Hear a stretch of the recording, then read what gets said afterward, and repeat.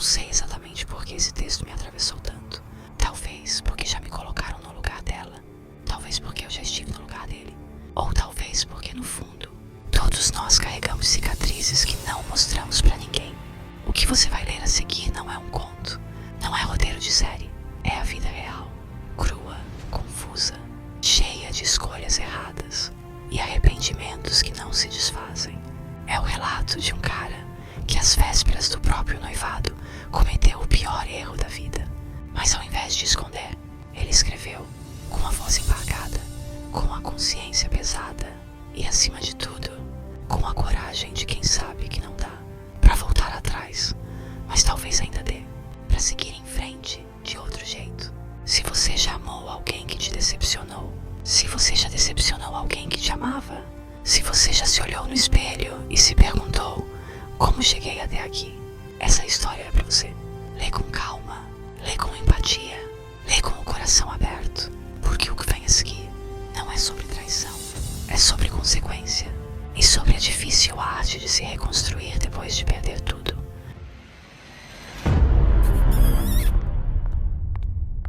Relatos de traição.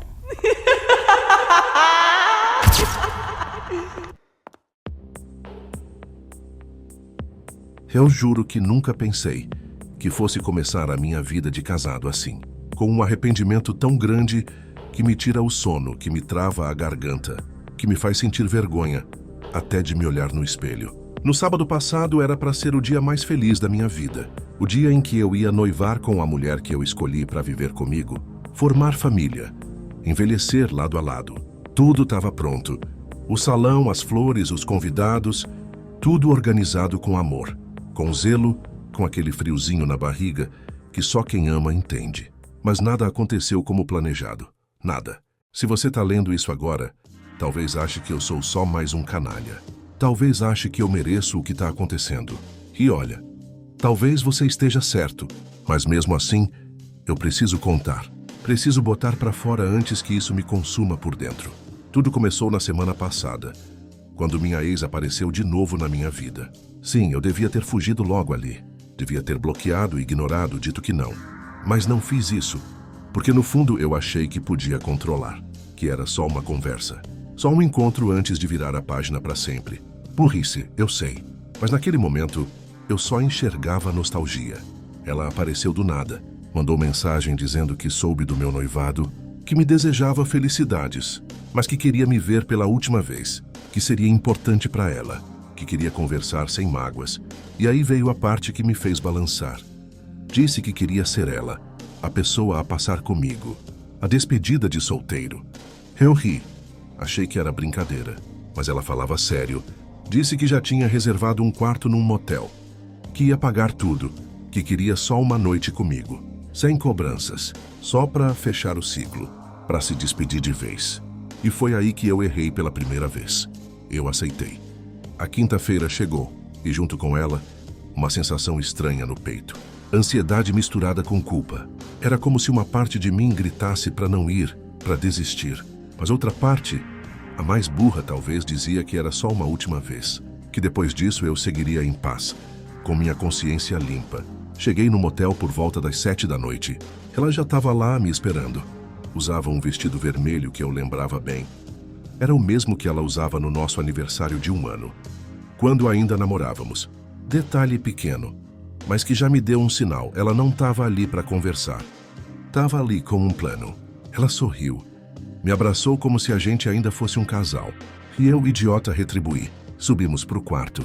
O ambiente tinha aquele cheiro forte de perfume misturado com velas aromáticas. Uma playlist lenta tocando e uma mesa posta com taças, morangos e uma garrafa de vodka. Ela realmente tinha preparado tudo. E naquele momento, por mais que minha mente tentasse racionalizar, o corpo agia por impulso. Conversamos. Rimos, relembramos os velhos tempos.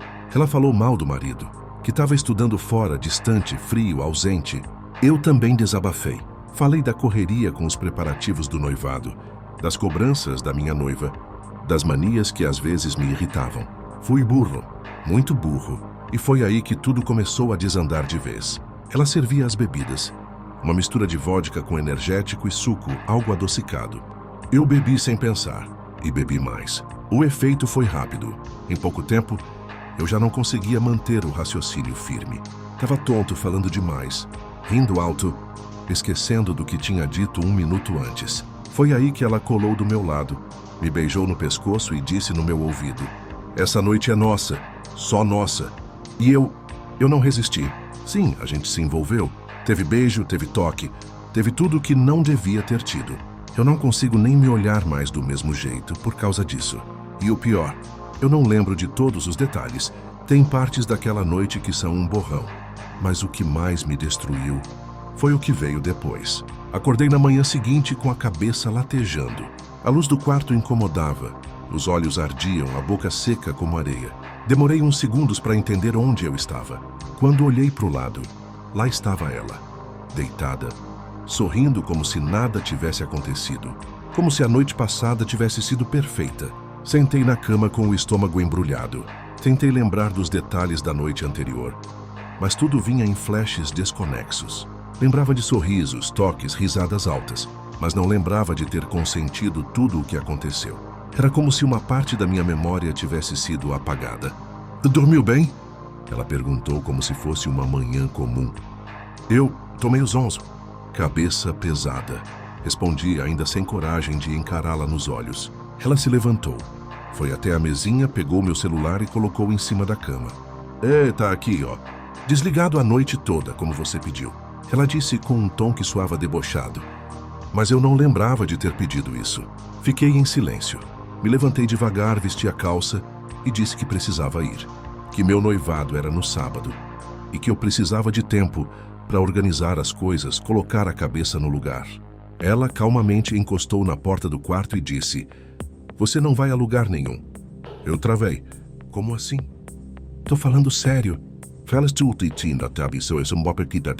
Ela disse: "Não tenta sair. Se você passar dessa porta, eu juro que sua noiva vai receber um presentinho antes de você chegar em casa." Na mesma hora, ela sacou o celular, apertou o play. E ali estava eu, numa gravação de áudio, falando mal da minha mulher, falando das manias dela, das discussões bobas, das coisas que me incomodavam. Meu coração parou. "Como você conseguiu isso?" Perguntei com a voz trêmula. Ela riu.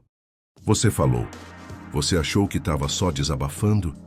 Mas eu estava gravando. Tudo. Você não podia ter feito isso." Claro que podia. E fiz. E tem mais. Ela abriu a galeria do celular e começou a mostrar vídeos. Vídeos nossos. Na intimidade. Filmagens que eu nem sabia que estavam sendo feitas. Meus olhos arderam de vergonha. "Você é doente," eu disse, tentando manter a calma. "Não. Eu só quero o que é meu de volta." Ela disse: "Você é meu. Sempre foi. E não vai noivar com ninguém." Naquele momento eu percebi. Não era só um erro. Era uma armadilha. E eu tinha caído nela de corpo inteiro. Comecei a andar de um lado para o outro no quarto, tentando pensar em alguma saída, mas minha cabeça ainda estava girando. Era como se a bebida da noite anterior ainda tivesse efeito. Me sentia pesado, lento, como se algo ali não estivesse certo desde o início. "Eu preciso ir embora," disse, tentando manter o tom calmo. "Então vai," ela respondeu com aquele sorrisinho frio. "Mas antes de chegar em casa, sua noiva já vai ter ouvido tudo. Quer apostar quanto tempo demora para ela te bloquear?" Ela segurava o celular como se fosse uma arma. E era. "Você gravou tudo, né?" Eu perguntei. "Tudo. Mas fica tranquilo. Os arquivos nem estão mais só comigo. Mandei tudo para minha prima. Se você fizer qualquer gracinha, ela espalha. Inclusive tem um vídeo maravilhoso seu me dizendo que ainda pensa em mim. Lembra?" Ela disse, me provocando. Me aproximei rápido. Peguei o celular da mão dela, abri a galeria, apaguei os vídeos ali na hora. Ela nem tentou impedir. Só cruzou os braços e disse: "Pode apagar. A cópia está segura. E se você levantar a voz comigo de novo, eu te garanto que sua família vai te olhar diferente até o fim da vida." Aquilo me desmoronou. "Por que você está fazendo isso comigo?" "Porque eu te amo." Ela respondeu com firmeza. "E eu não vou deixar você se casar com outra. Eu não vou perder você de novo." Tentei abrir a porta. Ela se colocou na frente. Sai da frente. Não. Cai-se ainda se iniciamos. Sai da frente agora. Gritei com a voz rasgando. Vai gritar? Pode gritar. O pessoal do motel vai achar que é briga de casal. E se vier segurança, eu mostro os vídeos e digo que você me agrediu. Vamos ver quem eles acreditam? Me afastei. Sentei na beirada da cama, sem forças. Ela pegou meu celular e desligou de novo. É melhor você descansar. Amanhã é sábado, mas não vai ter noivado nenhum. Eu passei a noite de sexta-feira como um prisioneiro. Não tinha cordas, não tinha algemas, mas o medo era uma corrente invisível, apertando cada pensamento. Eu só conseguia pensar na minha noiva, nos pais dela, na vergonha que seria se aqueles vídeos caíssem nas mãos erradas. Pensava na minha família, no quanto todos estavam ansiosos pelo sábado. Mas eu estava ali, trancado com minha ex, com a cabeça a mil e o coração esmagado pela culpa. Ela agia como se nada estivesse errado. Pedimos comida por aplicativo. Ela escolheu filme, colocou uma camiseta minha antiga que ela ainda tinha guardada. Era como se estivéssemos juntos de novo. Só que não. Aquilo não era amor. Era obsessão. Era controle. Era manipulação da mais fria. A madrugada chegou. Eu tentei conversar. Me deixa ir embora, por favor. Você já ganhou. Você me destruiu por dentro.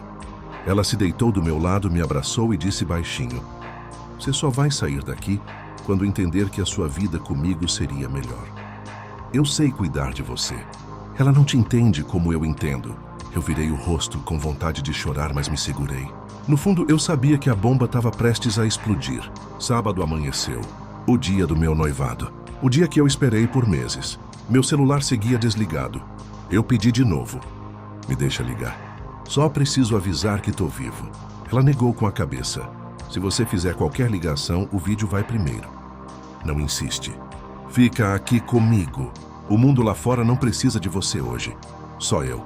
A cada hora que passava, minha mente me torturava. Eu imaginava minha noiva arrumando o cabelo, se maquiando, rindo com as amigas. Imaginava minha sogra olhando o relógio, meu pai ajeitando o terno. E eu, desaparecido. E o pior, ninguém sabia onde eu estava. Ninguém fazia ideia. Chegou o fim da tarde. Era a hora marcada para o noivado.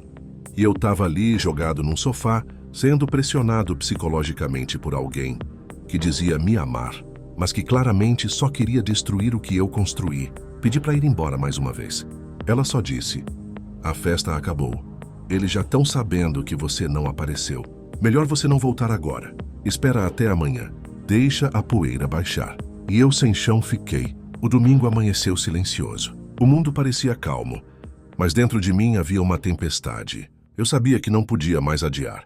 Peguei minhas coisas, encarei minha ex com um olhar vazio e disse: eu tô indo.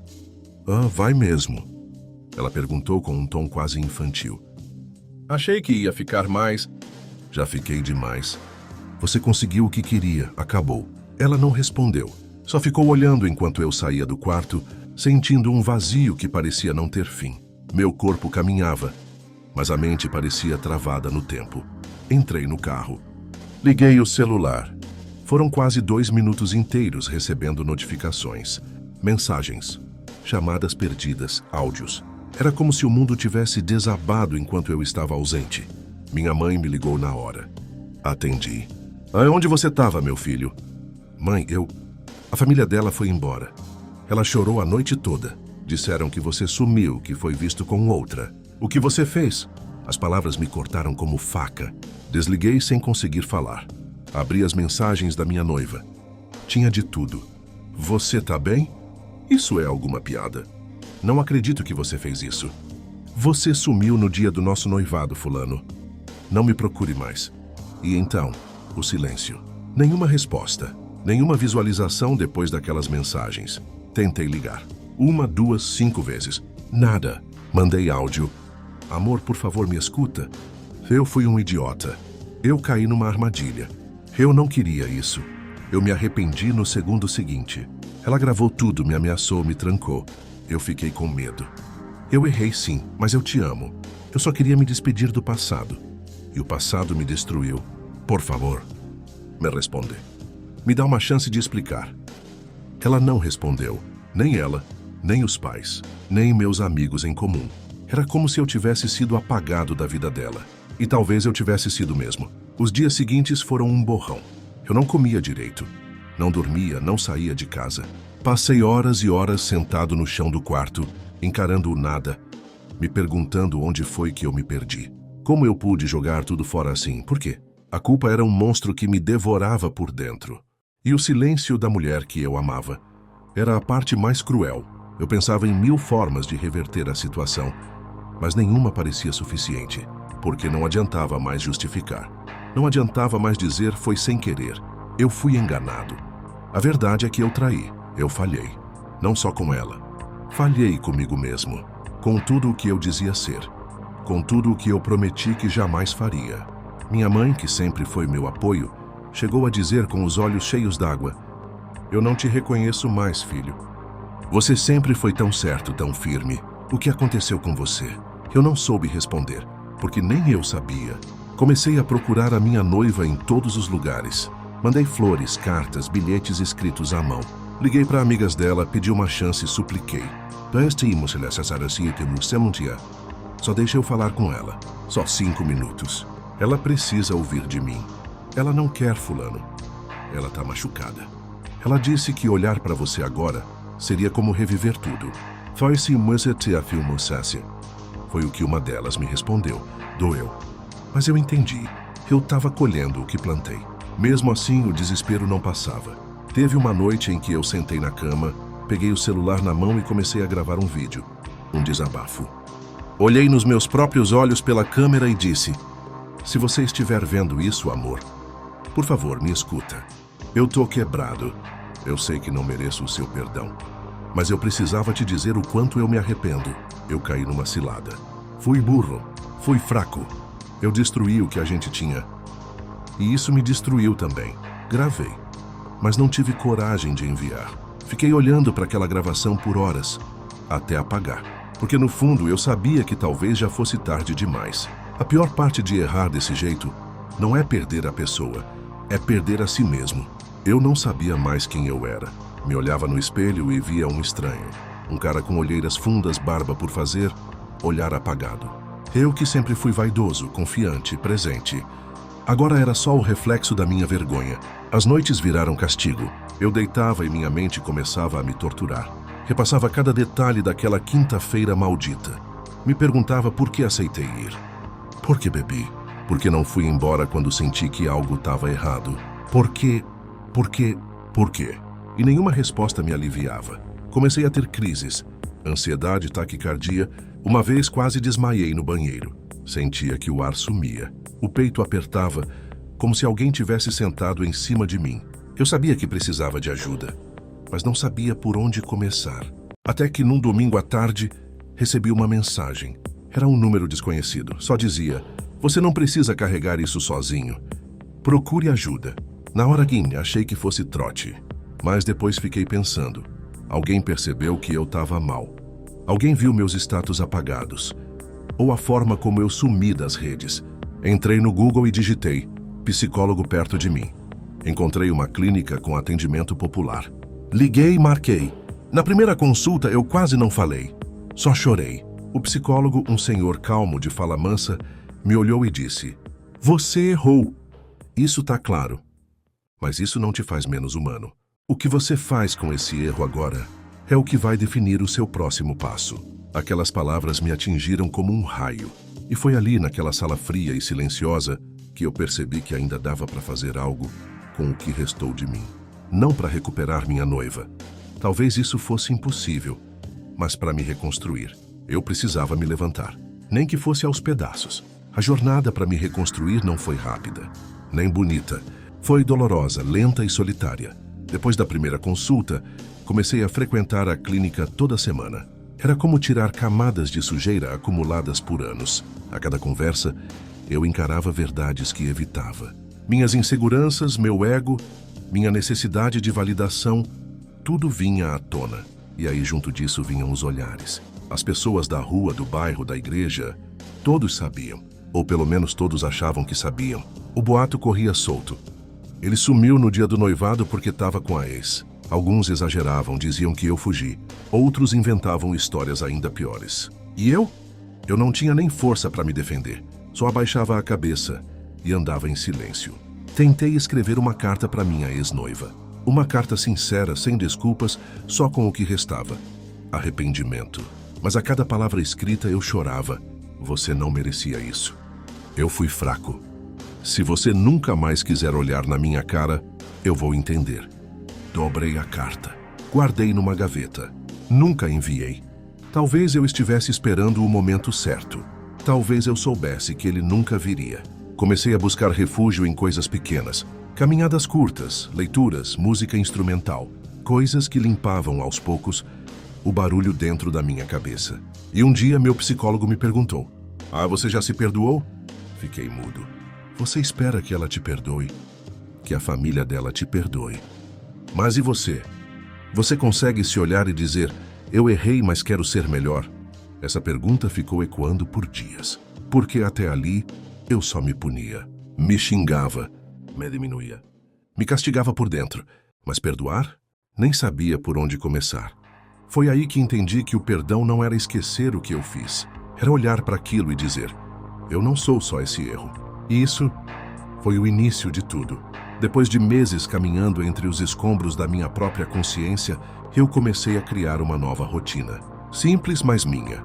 Acordava cedo. Tomava café olhando para o céu. Fazia um pouco de exercício. Anotava sentimentos num caderno. Estava longe de ser felicidade, mas era paz. E depois de tudo, paz era um luxo. Voltei a trabalhar aos poucos com a cabeça baixa, evitando muita conversa. Alguns colegas agiam como se nada tivesse acontecido. Outros me olhavam com aquele julgamento mudo que a gente sente mesmo sem ninguém falar nada. Mas eu aprendi a lidar. Eu sabia o peso que carregava. E estava tentando de verdade me tornar alguém melhor. Nem que fosse só para mim mesmo. Foi numa tarde qualquer, numa padaria perto do trabalho, que tudo virou de novo. Estava na fila, distraído, quando ouvi uma voz atrás de mim.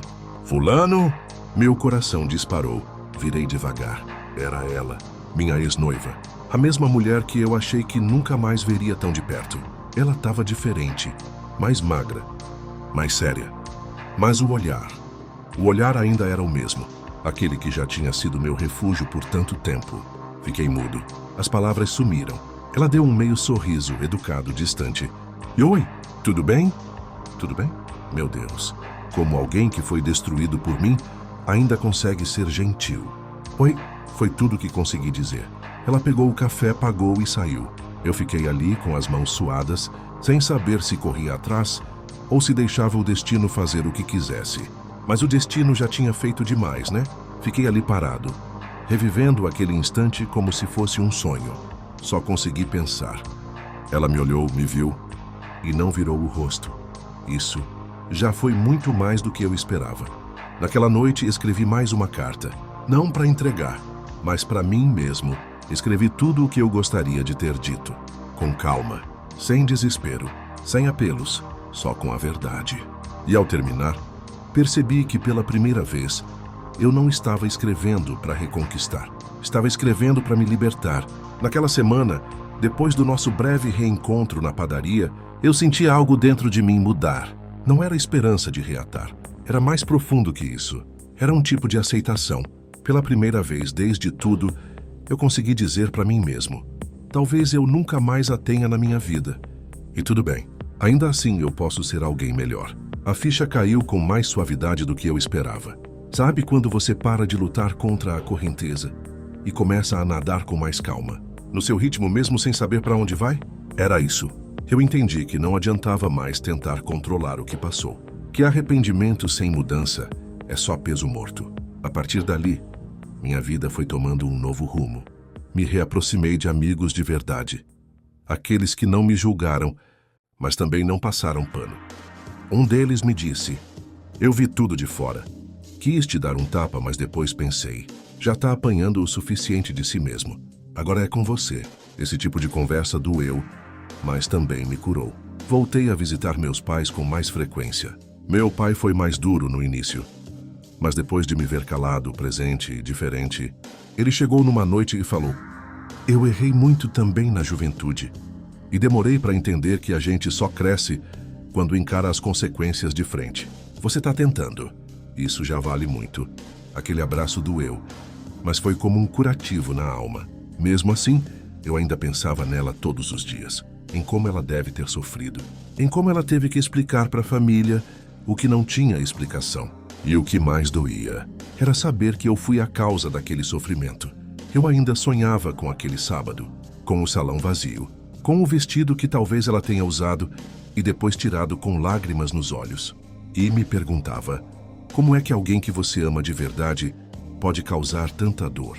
Essa pergunta me assombrava, mas ela também me empurrava, porque eu não queria mais ser esse alguém. Eu queria de verdade ser o tipo de homem que saberia recusar o que me atrai, se isso custasse ferir alguém que confia em mim. Talvez seja tarde para ela, mas nunca é tarde para mim. Algumas semanas depois daquele dia na padaria, eu me peguei encarando o celular com um dilema nas mãos. Escrever ou não escrever, mandar ou não mandar uma mensagem. E não era para pedir desculpas. Isso eu já tinha feito. Era para dizer que eu finalmente entendi, que eu não ia mais insistir, que eu ia respeitar o silêncio dela, o tempo dela e principalmente a dor dela. Mas eu também sabia que esse silêncio era um tipo de resposta. Na terapia, eu aprendi uma coisa que me marcou. Às vezes, amar alguém é deixar essa pessoa ir. Mesmo que doa, mesmo que isso signifique viver com um vazio. Doeu, mas eu aceitei. E foi aí que a vida começou a me devolver, pouco a pouco, os pedaços que ela mesma tirou de mim, ou que eu mesmo destruí. Consegui uma vaga num curso novo. Me inscrevi em aulas noturnas de administração. Comecei a participar de um projeto social aos finais de semana, ajudando jovens que estavam tentando se reencontrar depois de passarem por erros graves, vícios, abandono. Eu me vi neles. Em cada história eu enxergava a minha falha. E em cada superação eu via uma chance. Era estranho e bonito. Pensar que algo tão devastador como o que vivi podia se transformar numa ponte para ajudar outros. E então veio uma conversa que selou minha decisão. Um rapaz, no fim de um encontro do projeto, chegou até mim e disse: "Sabe por que eu não desisti de mim? Porque tu falou que também errou, mas escolheu mudar." Isso me deu força. Naquele momento eu percebi que, mesmo sem querer, eu estava começando a ser alguém que eu podia respeitar de novo. Alguém que se ajoelhou diante da dor, mas levantou mesmo com as pernas tremendo. Quanto à minha ex-noiva, eu nunca mais a vi desde a padaria. De vez em quando vejo algo que me lembra ela. Uma música, uma comida, um perfume. Nessas horas a saudade bate. A culpa também. Mas logo em seguida vem uma onda de respeito. Um silêncio interno que me diz: "Você fez o que pôde. Agora segue." E eu sigo. Com cicatrizes, sim, mas com propósito. Hoje faz pouco mais de um ano desde o dia em que minha vida virou de cabeça para baixo. Um ano desde que eu tomei a pior decisão da minha vida e colhi, dia após dia, o peso dela. Mas também faz um ano desde que eu comecei, mesmo sem querer, um processo de transformação que me fez enxergar coisas que antes eu ignorava.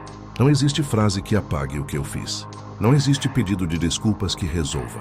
O que existe é a escolha de não repetir, de não jogar mais a responsabilidade para os outros, de não romantizar aquilo que no fundo foi uma covardia. Eu fui fraco, eu fui egoísta, eu fui impulsivo. Mas hoje, eu sou alguém que reconhece tudo isso. E reconhecendo, tento ser diferente. Se você chegou até aqui lendo meu desabafo, talvez esteja passando por algo parecido. Talvez tenha cometido um erro, ou esteja prestes a cometer. Talvez ache que ninguém vai saber, que dá para controlar, que é só uma última vez. Não é. Uma escolha errada pode destruir anos de confiança, pode acabar com um amor sincero, pode te afastar de alguém que te amava de verdade, mesmo com todos os seus defeitos. E o mais doloroso é que você pode até se perdoar com o tempo, mas não pode obrigar o outro a fazer o mesmo. E tá tudo bem. Algumas perdas são permanentes, e ainda assim você pode se levantar. Você pode aprender. Você pode ajudar outras pessoas a não caírem no mesmo buraco que você caiu. Hoje, eu ainda sinto saudade dela. Ainda me pego pensando como teria sido nosso noivado, nosso casamento, nossa vida juntos. Mas se um dia ela ler isso, se um dia ela cruzar por aqui, mesmo que em silêncio, eu só quero que ela saiba: eu errei, mas não deixei esse erro me definir. Eu não vivo mais tentando apagar o passado. Eu vivo tentando honrar a chance que a vida me deu de ser alguém melhor. E se o amor verdadeiro é aquele que transforma, então mesmo na dor, mesmo na ausência, mesmo na distância, o amor dela me transformou. Para sempre. Eu li esse desabafo ontem à noite. Achei sem querer, enquanto rolava o feed, procurando qualquer coisa que me distraísse da vida. E quando dei por mim, eu tava em silêncio, com os olhos cheios d'água. Não porque concordo com tudo o que ele fez, longe disso, mas porque esse tipo de história é mais comum do que a gente imagina. Só que quase ninguém tem coragem de contar, e muito menos de reconhecer os próprios erros com tanta crueza. Ele traiu, ele errou, ele jogou fora o amor de uma mulher que nitidamente faria de tudo por ele, mas ele também não tentou bancar o coitado, nem jogar a culpa na bebida ou na ex. Ele assumiu, encarou o peso e decidiu não usar o erro como desculpa, mas como ponto de partida. Eu não sei se a ex-noiva dele vai perdoar algum dia. Talvez não, e tá no direito dela, mas eu espero de verdade que esse texto chegue em outros homens, que sirva de alerta antes de alguém errar só uma vez, porque uma vez pode ser o suficiente para acabar com tudo. E para nós mulheres, que esse relato seja um lembrete de que a dor que a gente sente, muitas vezes em silêncio, deixa marcas, mas que também pode ensinar, pode nos fortalecer, pode nos salvar de pessoas que não estavam prontas para amar como a gente merecia. No fim das contas, essa história é sobre queda, mas também é sobre consciência e sobre tentar, ainda que tarde, ser melhor do que se foi. E se você já viveu algo parecido, como quem foi traída ou como quem traiu, talvez esse texto te toque de alguma forma.